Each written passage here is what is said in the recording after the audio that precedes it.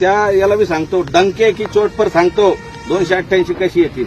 तर झालं काय, पहिले सेना होती, त्याच्या 2 सेना झाल्या. पहिले एक राष्ट्रवादी होती, त्याचे 2 राष्ट्रवादी झाले. एक काँग्रेस, एक बीजेपी, एक मनसे, एक वंचित, एक एमआयएम, हे झाले 10-11 पक्ष. अपक्ष कोणाला राहायचं काम नाही. आणि आमचं कसं आहे, आमचा पुरा 90% मराठा हा एक झालेला आहे. एक दुसरं मुस्लिम समाज आमच्यासोबत आहे. कारण मुस्लिम आरक्षणाचं मनोज जरांगे पाटील म्हणते.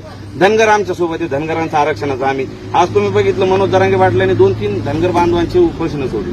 3 आमच्यासोबत बंजारा समाज, ओबीसी, आम्ही मराठी ओबीसी ते ना, ओबीसी आमच्यासोबत आहे ना.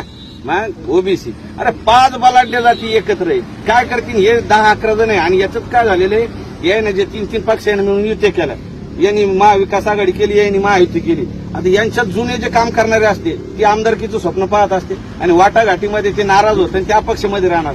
आमचे 288 शुअर सीट. हे गणित समजून घ्या. मराठी आहे ना, तुम्हाला सांगतो, एकाला गुलाल लागू देत